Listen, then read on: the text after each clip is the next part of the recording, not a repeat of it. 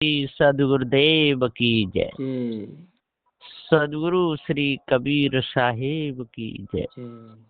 विश्व वंदनीय संत सम्राट बंदी छोर सदगुरु श्री कबीर साहब जी, मेरे हृदय मंदिर के आराध्य परम पुरुष सदगुरु श्री महंत साहब जी, पूजा के योग्य सभी संत समाज, मैं चरण कमलों में सिर झुका के त्रिपार बंदी करता हूँ। बोलिए श्री सदगुरुदेव की जय। सदगुरुदेव की दया से सदग्रंथ महाप्रसोत्तरी में प्रश्न नंबर 331 तक का पूर्ण हुआ। अब गुरु जी के दया से आगे चलता है। शब्द सदगुरुदेव जहाँ गुरुदेव से अपने गुरुदेव से प्रश्न करते हुए शिष्य कहता है, गुरुदेव जी सुंदर सफाई किसे कहते हैं? उत्तर, जो भक्ति भाव के साथ की जाए उसे सुंदर सफाई कहते हैं। जब तक हमारा भाव शुद्ध नहीं होगा तब तक सुंदर सफाई हो ही नहीं सकती, ऐसा जानिए। प्रश्न, गुरुदेव जी सुबह उठकर सबसे पहले हमको क्या करना चाहिए?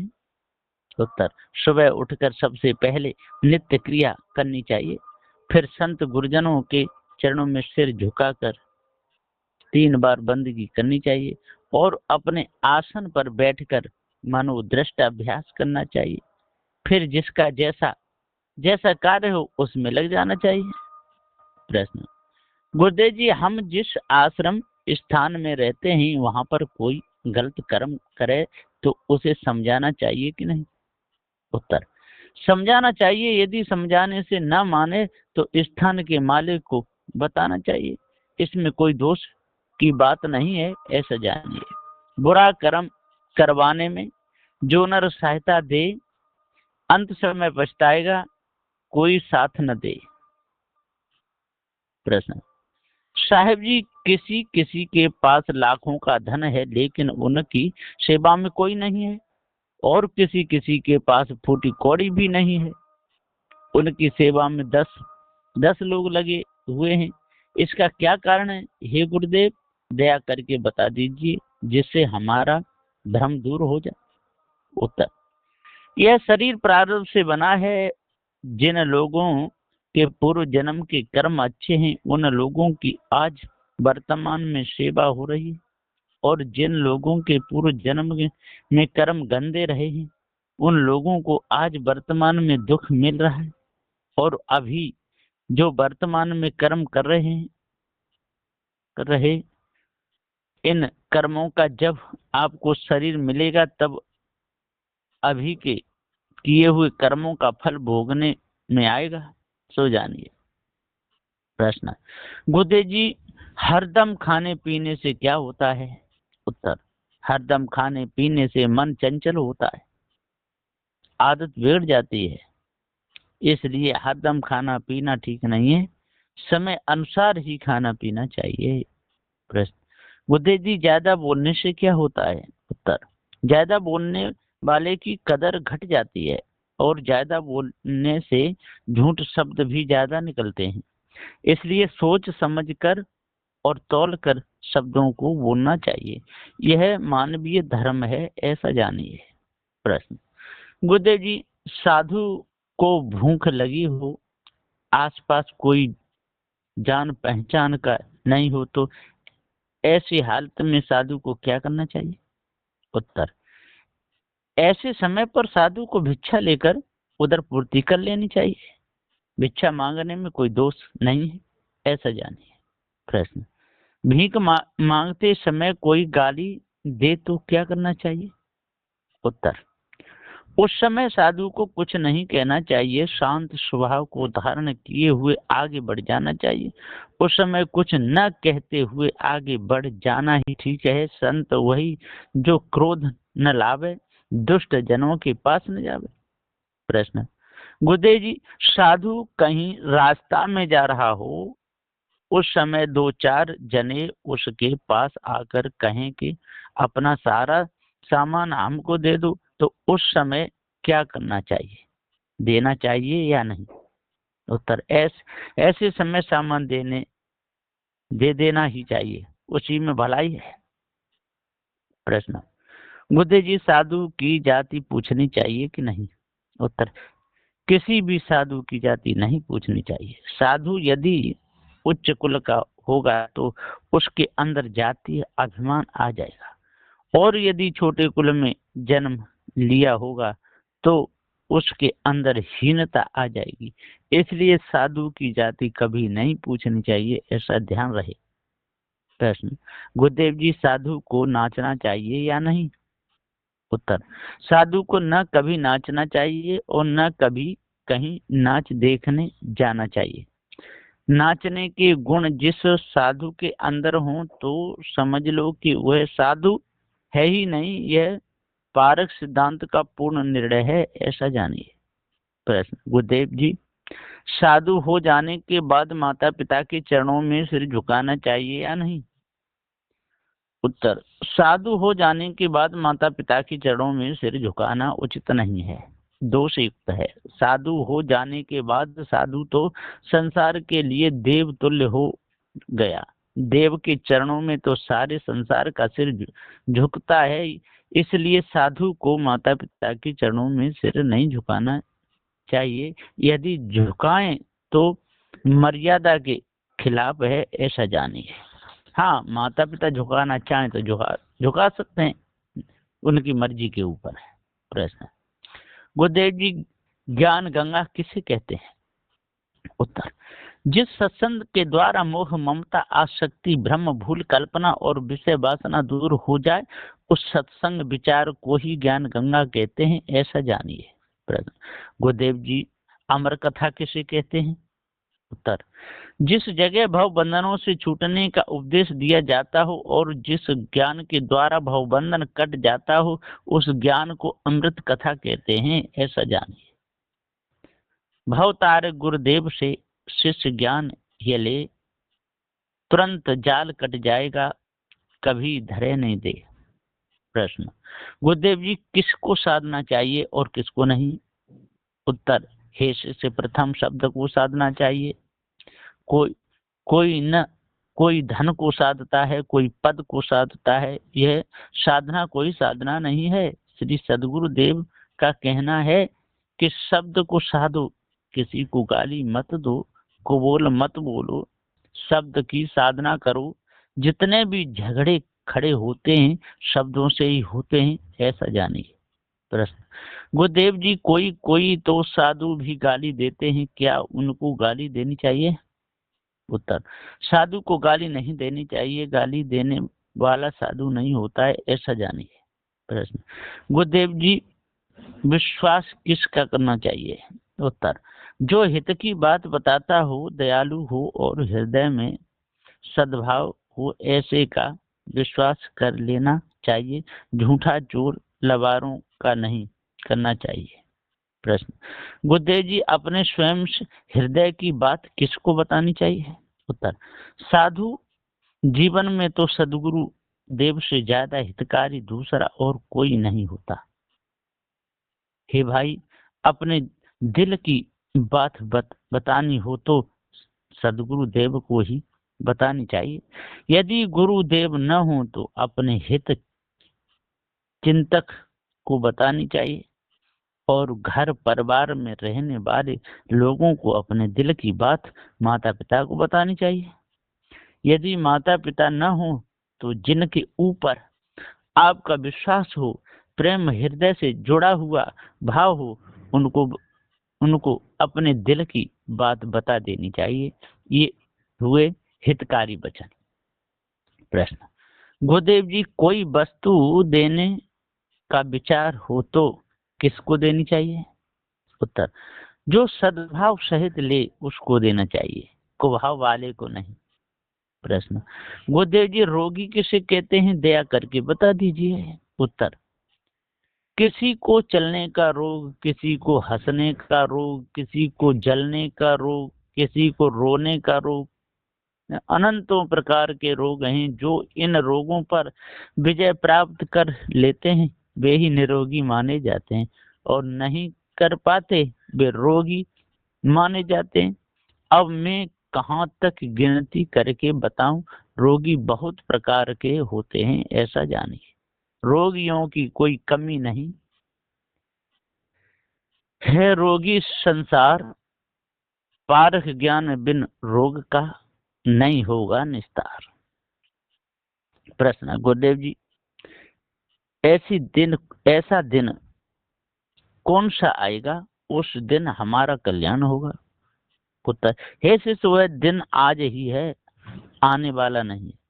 आज ही आपका कल्याण होगा। कल्याण भूत और भविष्य का विषय नहीं है, कल्याण तो वर्तमान का विषय है। इसलिए आज ही बंधनों को त्याग दो। प्रारब्ध कब पूरा हो जाए इसका कोई पता नहीं है, ऐसा जान लेना चाहिए। प्रश्न, साहिब जी किसी बगीचे में फल पक रहे हों, उस बगीचे में किसी साधु या संसारी मनुष्य का आसन लगा दिया जाए तो उस बगीचे में से पके फल तोड़कर खाने चाहिए या नहीं?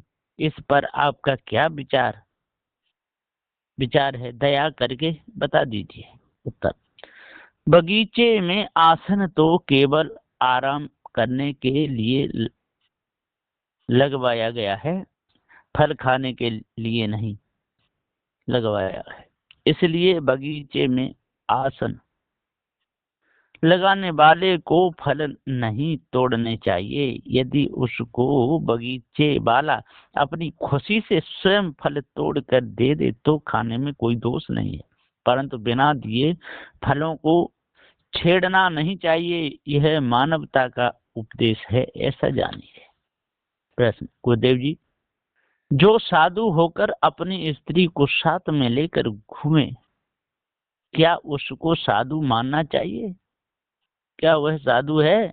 दया करके बता दीजिए। उत्तर, साधु कभी स्त्री को साथ में लेकर नहीं घूमेगा, अर्थात स्त्री को साथ में लेकर घूमने वाला साधु हो ही नहीं सकता, ऐसा जान लीजिए। प्रश्न, गुरुदेव जी तीर तलवार भाला बंदूकों को साथ में लेकर साधु को चलना चाहिए कि नहीं? दया करके बताएं। उत्तर, तीर तलवार भाले बंदूक साधु को नहीं रखने चाहिए और कभी साथ में रखकर चलना भी नहीं चाहिए। हथियार रखना साधु नीति से खिलाफ है, ऐसा जानिए। प्रश्न, गुरुदेव जी कोई पारकी संत हो और उनसे किसी ने साधु भेष ले लिया हो और भेष लेने के बाद पता चल जाए कि यह गुरु ठीक नहीं है और उस गुरु के अंदर अवगुण हो, अर्थात अपने घर परिवार से संबंध भी रखता हो, तो उस समय शिष्य को क्या करना चाहिए? क्या उसके भेष को उतार देना चाहिए? उत्तर, यदि समय आ जाए तो किसी न किसी युक्ति से अलग हो जाना चाहिए। ज्ञान तो सदगुरु कबीर साहब का है, उस साधु का साथ छोड़कर त्याग वैराग से अपना जीवन यापन करना चाहिए, इसी में भलाई है, ऐसा जानिए। राग नहीं काबू से राखे, त्याग से जीवन बना रहे, तज मिथ्या अनुमान कल्पना संत मत गति में लगा रहे। प्रश्न, गुरुदेव जी क्या मुक्त होकर जीव नष्ट हो जाता है? दया करके बता दीजिए। उत्तर, मुक्त होकर जीव नष्ट नहीं होता, सभी प्रकार के बंधनों से छूट जाता है। सभी प्रकार के बंधनों से छूटना ही मुक्ति है, ऐसा जानिए। प्रश्न, गुरुदेव जी क्या मुक्त जीव संसार को देख सकता है?